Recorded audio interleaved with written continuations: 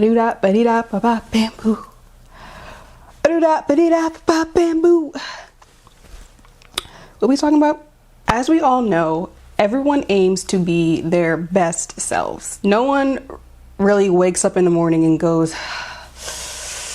how can I be worse today?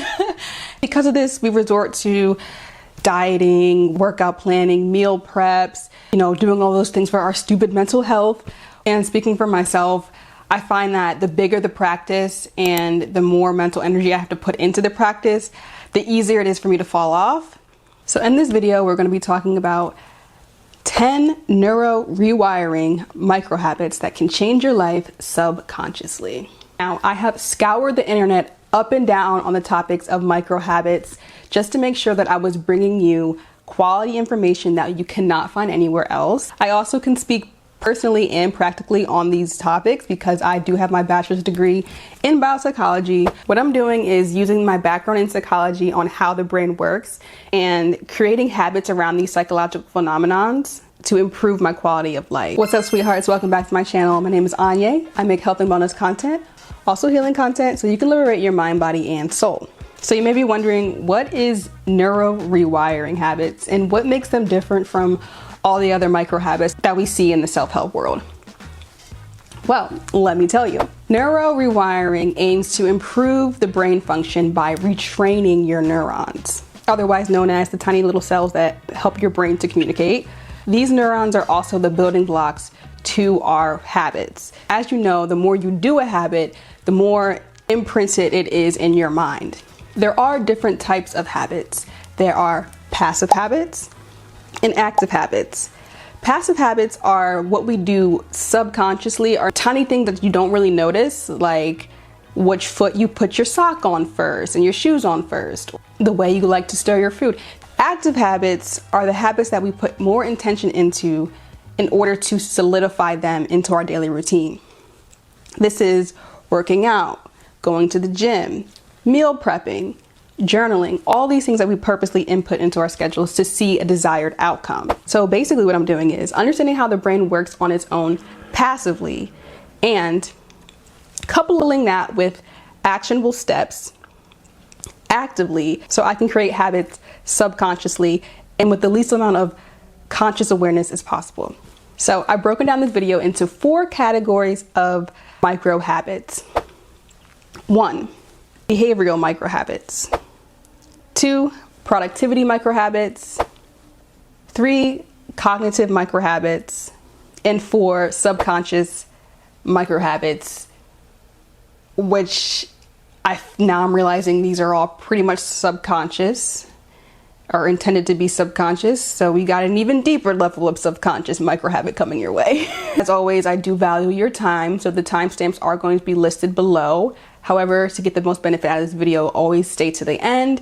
And if I do say so myself, number 4 and 5 are the best. Okay, behavioral micro habit number 1. Plug your phone in at night in the farthest outlet possible. This, for me, it was an absolute game changer. I have a chronic issue of not wanting to roll out of bed, getting out of bed late, and consequentially being late for wherever I'm going. So what I do now every night is plug my phone in an outlet that is out of reach. This is because when I don't do this and my alarm goes off in the morning, I just immediately press snooze. If I plug my phone in the farthest outlet out of reach, I am forced to get up out of bed and turn my alarm off. Now, what is happening subconsciously when you decide to change this habit? What you are doing is calibrating your circadian rhythm. Our circadian rhythm is our predisposed energy cycles. When you start getting into a pattern of getting onto your feet when your alarm goes off, what you're doing is you're rewiring your brain and your body to know when it's time to become vertical again, to get up. Over time, you're going to notice that your body starts to activate and starts to become more awake even before the alarm goes off. This is how you know you are resetting and calibrating your circadian rhythm to be up on your feet at a certain time each and every day. Okay, behavioral micro habit number 2, which is turning your lights off at the same time every day. Now, the subconscious aspect in these tips is the circadian rhythm. Your circadian rhythm is programmed by environmental factors, one of which is our exposure to light. So before we had alarm clocks and before we had all this technology to make sure that we stayed on track, we used to track the light from the sun to tell us what time it is, when it's time to eat, when it's time to go to bed, this, that, and the third. Times have changed and we have all this artificial light, but we still use light to tell us when it's time for our body to relax. I turn my lights off, or I dim them and use candle lights at the same time every single day. If you do this routinely, you're going to shape your circadian rhythm to get ready for rest at the time you would like to. To simulate the natural pattern of the sun rising and setting, it's best to turn your lights off at the same time as the sun is going down so your body can prepare for a healthy sleep. A healthy circadian rhythm can help with improved mood, better digestion, weight management, and better cognitive function and memory. So this one small step can improve so many different functions in your waking day just by simply turning your lights off at 9 p.m. or whatever you feel comfortable with every single day. I also find this time to be very sacred for me. I call it my gratitude hour, where I turn the lights off, I light a candle, I do my skincare routine, and I call this my gratitude hour because it's very intimate, it's very sacred, and it's just a good way to close your day in gratitude and in intimacy. Okay, behavioral habit number 3, habit stacking. Now, I am a solid advocate for habit stacking because, as you know, I am a multi-potentialite, multi-passionate person with tons of hobbies and interests, so I have to live off of habit stacking. What is habit stacking? I just love talking about habit stacking. Habit stacking is the practice of layering your habits, activities, hobbies on top of each other in order to optimize growth in multiple areas. So, for example, I like to learn Spanish on Duolingo, but sometimes I do forget to do it and it comes down to 11:30 p.m. and I still haven't done my practice, and I get so anxious, like, oh my God, let me do this real quick in the middle of whatever else I was doing. That's where habit stacking comes in. I know that when I get up in the morning and go and use the bathroom, the first thing I do is do my Duolingo. Now, I've actually taken this habit out of my routine. I decided that I did not want to be on my phone first thing in the morning while I'm using the bathroom. So I did take this tip out, but it was working for me to keep that momentum in my Duolingo streak by getting up, going to the bathroom, and just doing it right then and there on my phone. So basically, what you're doing when you're habit stacking is trying to find those little pockets of time where you may not be doing anything, or where you're on your phone, because we know we're always on our phone, and stacking habits on top of each other in that pocket of time.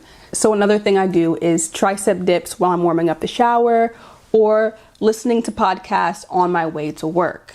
In psychology, you learn that habits are strengthened by cues. For example, turning on my shower is my cue to start the tricep dips. Feeding my fish every morning is my cue to start my meditation and my prayer. The more cues you give yourself, the easier it is for your subconscious brain to do things naturally without you having to think about it. So when I turn the shower on, I know, okay, time to hit those dips, gotta get those dips. And it just becomes like second nature to me. The shower's running, tricep dips. Yeah. You can also use habit stacking as a way to build habits that you don't like as well, or something that you find harder to do. So for example, I don't really like to cook that much. Whenever I'm like on my way home and think, oh my God, I have to cook myself dinner, it's like excruciating, like Arthur Fist. Like, oh my God, I have to go home and cook. But then when I start doing it, I'm like, okay, this is fun. So habit stacking can come into play here by pairing a habit that you do like on top of a habit that you don't like in order to increase the chances of you liking that habit. Now, here we go again. How is this subconscious? Well, this is subconscious because when you pair a habit that you don't like with a habit that you do like, the habit that you do like is releasing happy chemicals in your brain called dopamine. When you overlap these two habits, the dopamine is still present even though you don't like the other habit. The point is to overlap them so that way it becomes one experience that shares those happy chemicals. Over time, you'll realize that your brain will start to produce dopamine when doing both habits, thus creating one big happy habit.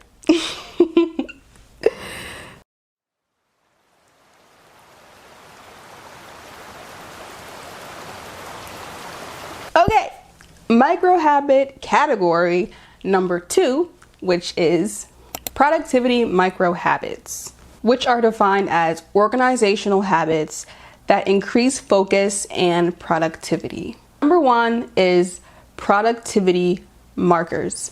I've explained productivity markers before in a previous video on how to get out of a rut. And in that video, I explained how being in a rut really does take a toll on your productivity. Productivity markers are subtle reminders or cues to initiate a certain task.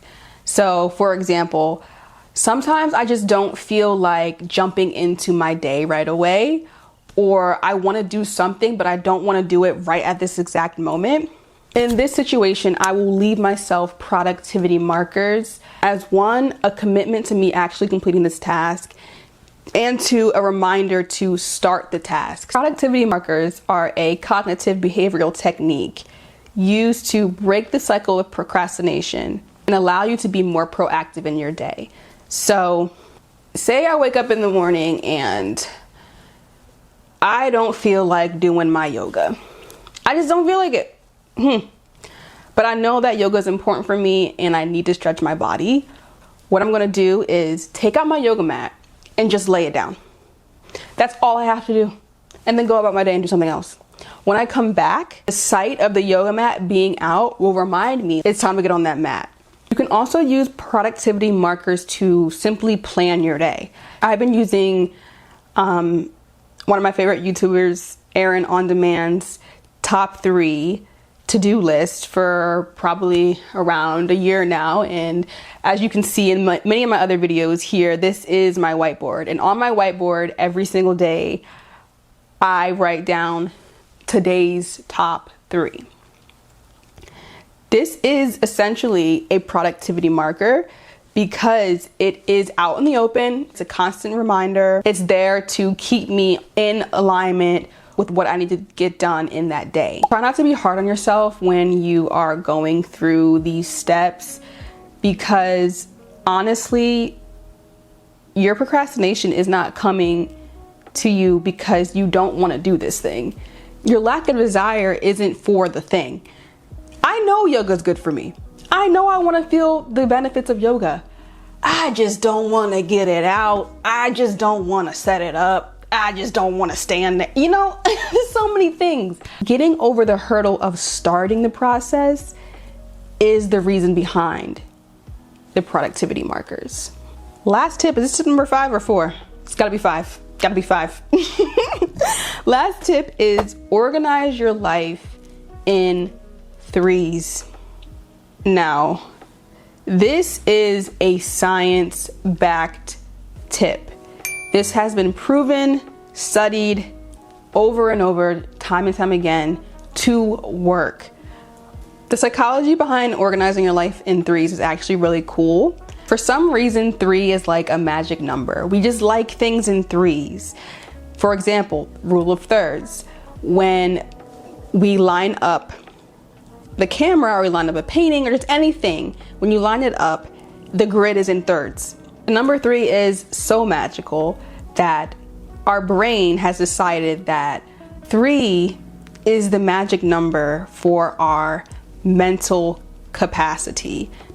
At any given moment, your brain can only store at most 3 things in your working memory in its entirety. Anything more than that, you're going to start losing details, pieces, you're going to start losing information because you have surpassed the capacity of 3 things in your working memory at once. That's why you see things in 3s. For example, phone numbers. The numbers are sectioned in 3s. Blah, blah, blah, blah, blah, blah, blah, blah, blah, blah. That's done by design to make it easy for our brains to remember. Our names, first, middle, and last names. Now, there's people out there with entire thesauruses of names, and that's totally fine, but we have the system of doing first, middle, and last, so that way it can be easier to remember and digest. Chunking information into groups of 3 is actually more manageable for our brains. Breaking my life down into 3s has been a game changer for me because it allows me to be able to handle things more easily and actually increases my productivity because I'm able to get things done. A practical way that I implement this into my life is in my job in the lab. So I'm a scientist and my job is to perform experiments. An experiment comes with a protocol, and the protocol basically is the list of steps that tells you what to do. I like to break down the steps of my protocols in 3s. So steps 1, 2, 3, put a little line underneath it. That's what I'm focused on for right now. Steps 4, 5, 6, after I cross out steps 1 through 3, I put a little line underneath of it, and that's what I'm focusing on for right now. Step 7, 8, 9, and you get the idea. I only handle things in 3rds. Because if I look at the whole protocol sheet and I'm like, oh my God, in 3 more steps I have to go get the freaking ammonium sulfate, and I gotta go set the centrifuge to 12,000 XG. I just can't focus on that stuff, okay? So I gotta do it 1 step at a time, and that's why I break things down into 3rds. Okay, sweethearts, I'm breaking this video down into 2 parts because there's a lot of information that goes into this and a lot of science, so it's easy for people to get information overload, and I understand that. So I'm going to end the video here. Thank you so much for watching. I do have a part 2 on my channel. You can find it right here. Oh my God, this is the first time I'm doing the little thing. You can find it right here. You can find it right here. And thank you so much for being a part of my journey. I hope these tips work for you. They work for me. Let me know which one's your favorite that you tried so far. Let me know which one you're planning to try. And let me know what you do for yourself. I would love to try new things that you offer for me as well. Thank you so much for tuning in each and every week. And as always, I'll see you next week.